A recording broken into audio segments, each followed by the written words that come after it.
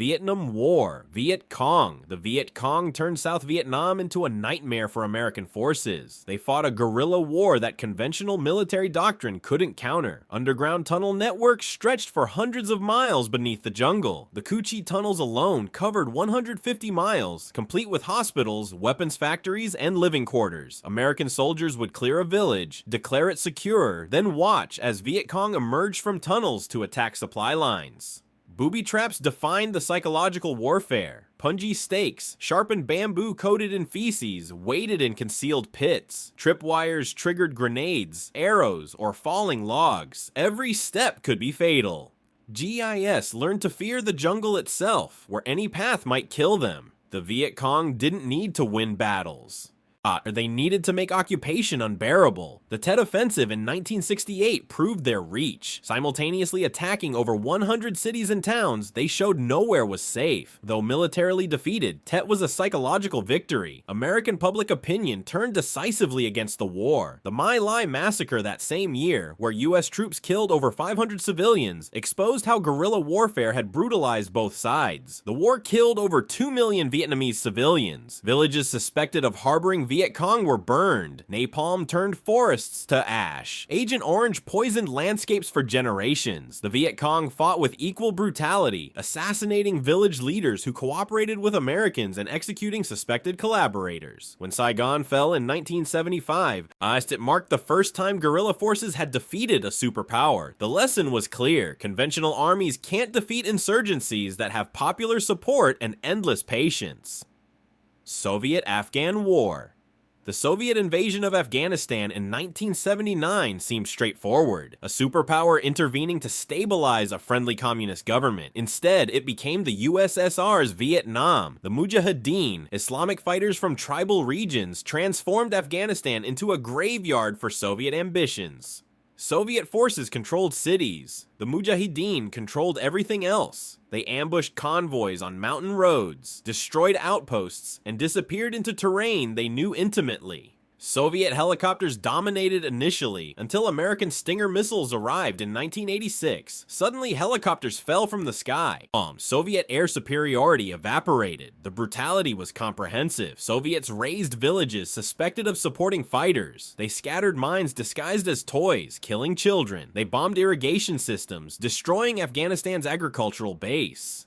The Mujahideen matched this savagery. They tortured Soviet prisoners, sometimes skinning them alive. They ambushed medical convoys and mutilated the dead. Over 1 million Afghans died. 5 million became refugees. The Soviet military lost 15,000 men, but the real casualty was Soviet prestige. The war drained resources, demoralized the military, and contributed directly to the USSR's collapse in 1991. The Mujahideen victory inspired Islamic militants worldwide. Many fighters, including Osama bin Laden, later turned their experience against the West. Afghanistan proved that superpowers could be bled dry by determined guerrillas armed with rifles and faith. Chechen Wars. Grozny, Chechnya's capital, became a symbol of urban guerrilla warfare's destructive potential. When Chechnya declared independence from Russia in 1991, Moscow responded with force.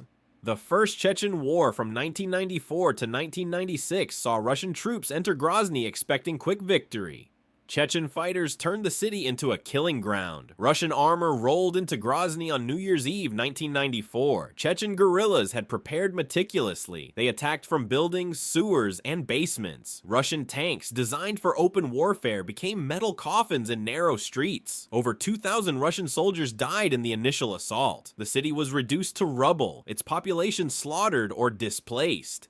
The brutality escalated during the Second Chechen War, starting in 1999. Russian artillery leveled entire neighborhoods to eliminate suspected fighters. Filtration camps held thousands of civilians in conditions resembling concentration camps. Torture and disappearances became routine. Chechen fighters responded with terrorism, including the Beslan school siege in 2004, where 334 people died, 186 of them children. The wars killed between 100,000 and 200,000 people. people, mostly civilians. Russia eventually installed a loyal Chechen strongman who crushed remaining resistance through terror. The Chechen Wars demonstrated that urban guerrilla warfare could stalemate modern armies, but that overwhelming brutality could eventually prevail if the occupying power was willing to destroy everything. Grozny was rebuilt, but the mass graves remain, and the psychological scars will last generations. Algerian War of Independence. Algeria's fight for independence from France became the template for urban guerrilla warfare. The FLN, Algeria's independence movement, launched attacks in 1954 that would drag France into an 8-year conflict defined by torture, terrorism, and the collapse of French colonial power. The Battle of Algiers in 1957 epitomized the war's brutality. The FLN planted bombs in cafes, milk bars, and public spaces. French paratroopers responded with systematic torture to extract intelligence. Electric shocks, waterboarding, and beatings became routine. Colonel Mathieu's tactics were effective militarily, but destroyed France's moral authority. The film The Battle of Algiers would later document this descent into barbarism. But French forces used collective punishment. Villages suspected of harboring FLN fighters were destroyed. Over 2 million Algerians were forced into resettlement camps. The French employed torture so extensively that whistleblowers within the military exposed it, creating a scandal that helped end the war. The FLN matched French brutality, massacring French civilians and Algerians who cooperated with colonial authorities. The war killed between 400,000 and 1.5 million Algerians. It ended French colonial power and nearly caused a military coup in France. The OAS, right-wing French terrorists opposing independence, attempted to assassinate President de Gaulle multiple times. When Algeria gained independence in 1962, it represented a complete victory for guerrilla forces. The FLN proved that colonial powers couldn't sustain occupation when facing sustained insurgency backed by population support. The methods used on both sides influenced guerrilla and counterinsurgency doctrine for decades. Cuban Revolution, Fidel Castro's guerrilla war, started with catastrophe. In 1956, his invasion force of 82 men landed in Cuba and was immediately ambushed. Only 22 survived to reach the Sierra Maestra Mountains. From this disaster, Castro built a revolution that would topple Batista's dictatorship in just 3 years. The guerrilla campaign was textbook revolutionary warfare. Castro's forces attacked remote army outposts, captured weapons, and melted back into mountains the army couldn't effectively patrol. Che Guevara proved himself a ruthless commander, executing deserters and informers to maintain discipline.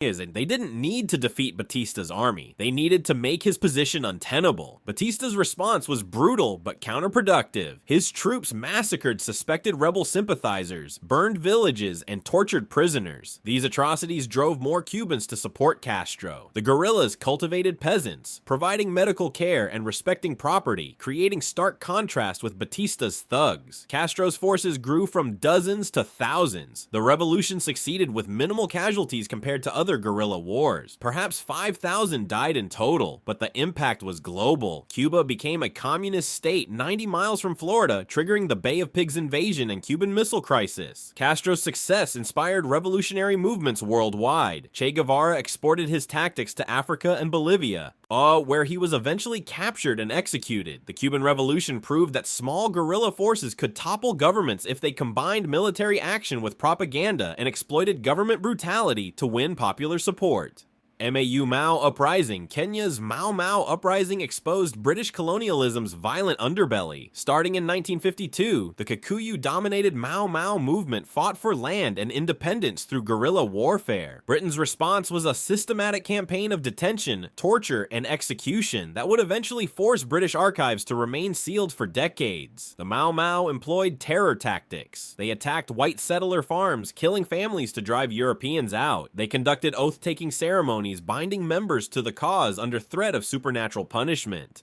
Traditional Kikuyu customs were weaponized into revolutionary ritual. British propaganda painted the Mau as savage primitives, justifying massive repression. Britain's counterinsurgency created a gulag system. Over 150,000 Kikuyu were detained in camps where torture was routine. The dilution technique involved systematic beatings to extract confessions. Castration and sexual violence were documented. Villages were forced fortified, movement was restricted, and collective punishment was standard. British forces executed suspected Mau Mau fighters in numbers that were systematically underreported. The official British figure claimed 11,000 Mau Mau killed. Kenyan scholars estimate over 90,000 died, most civilians. The detention camps didn't close until 1960. Kenya gained independence in 1963, though not primarily because of Mau Mau's success. The uprising was militarily defeated, but the exposure of British atrocities accelerated decolonization across Africa. In 2013, Britain formally apologized and compensated survivors. The Mau Mau uprising proved that even defeated insurgencies can win politically by forcing occupiers to reveal their brutality. Colombian conflict. FARC's guerrilla war lasted over 50 years, making it the Western Hemisphere's longest insurgency. Founded in 1964 as a Marxist peasant army fighting inequality, FARC evolved into a narco-terrorist organization that held Colombia in a state of low-intensity warfare for decades. FARC controlled vast rural territories, creating a state within a state. They financed operations through cocaine trafficking, making billions from the drug trade.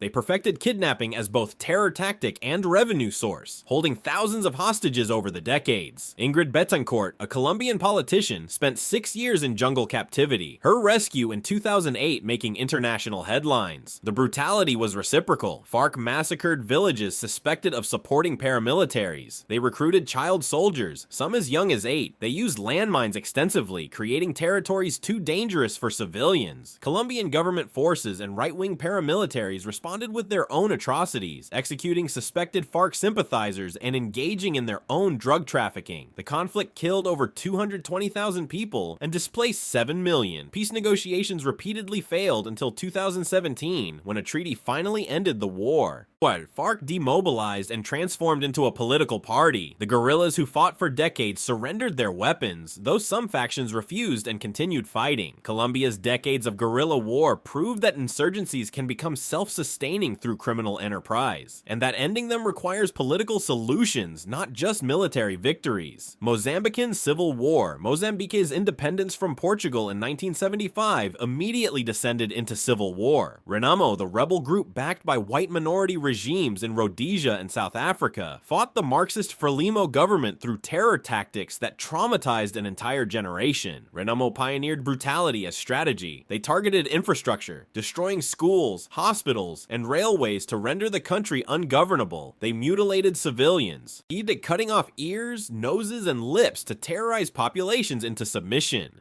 Child soldiers, kidnapped and brutalized into fighting, comprised significant portions of Renamo forces. Villages were burned, crops destroyed, and landmines scattered across farmland. The government's response was nearly as brutal. Frelimo created protection villages, essentially concentration camps where rural populations were forcibly relocated. Food became a weapon, with aid blocked from areas supporting Renamo. Both sides committed massacres, though Renamo's scale exceeded Frelimo's. The Homoena massacre in 1987 saw Renamo fighters kill 424 civilians in coordinated attacks on villages. 1 million people died. 5 million became refugees or internally displaced. The war lasted 15 years, while the ending only when the Cold War's conclusion cut off Renamo's external support. The 1992 peace agreement transformed Renamo into a political party. Mozambique remained one of the world's poorest nations, its development destroyed by decades of guerrilla warfare. The conflict demonstrated that guerrilla wars backed by external powers can devastate nations even when neither side can achieve military victory.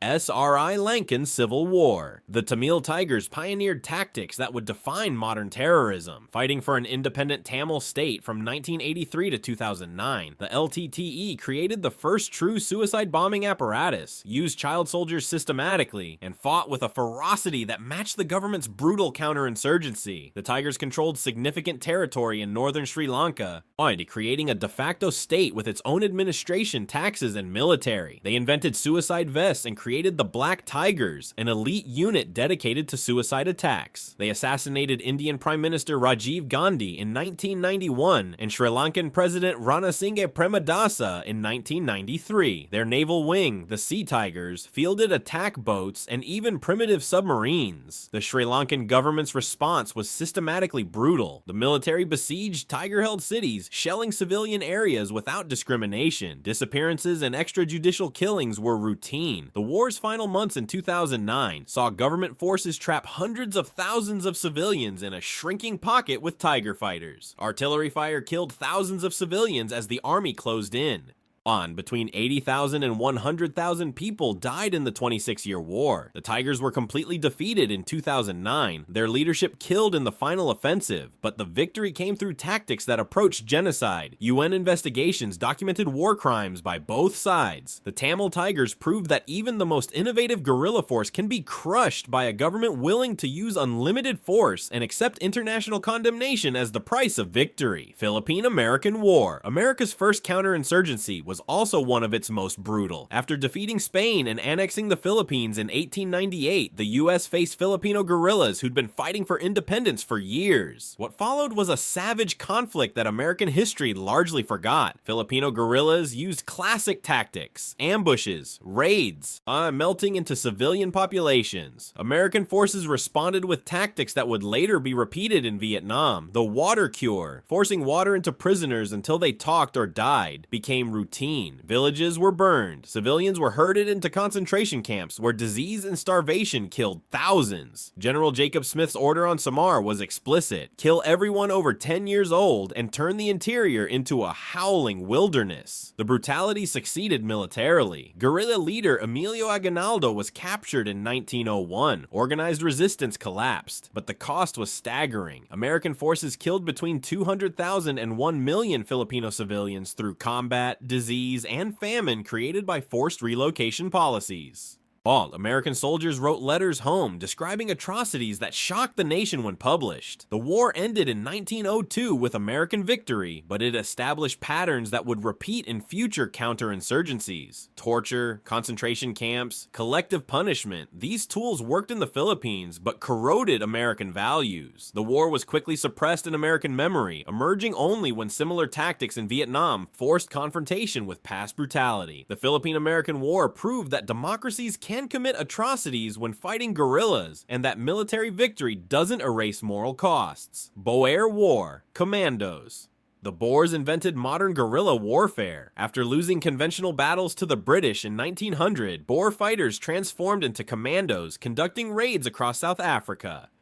Britain's response created the concentration camp as we know it, killing tens of thousands in pursuit of victory. Boer commandos were brilliant tacticians. Highly mobile, they struck British supply lines, then scattered before reinforcements arrived. They knew the terrain intimately, using it to offset Britain's numerical superiority. Their raids kept 400,000 British troops occupied for 2 years. Conventional military doctrine couldn't counter them. Britain adopted a scorched-earth policy. They burned Boer farms, destroyed crops, and slaughtered livestock to deny guerrillas supplies and shelter. Boer women and children were forced into concentration camps where conditions were deliberately kept harsh. Overcrowding, poor sanitation, and inadequate food killed 26,000 internees, mostly children. Of course, the camps weren't designed for extermination but for punishment, making deaths acceptable to authorities. The brutal tactics worked. By 1902, the Boers accepted peace, though they'd achieved remarkably favorable terms given their military defeat. But the concentration camp's exposure damaged British prestige internationally. The war showed that modern nations would use industrial methods even against white opponents, foreshadowing 20th century total war. The Boer commandos' tactics influenced guerrilla movements worldwide, proving that mobile irregular forces could extend wars and extract political concessions even from militarily superior enemies. Chinese Communist Revolution. Mao Zedong's guerrilla war lasted 22 years and transformed China. Starting in 1927 with scattered communist uprisings,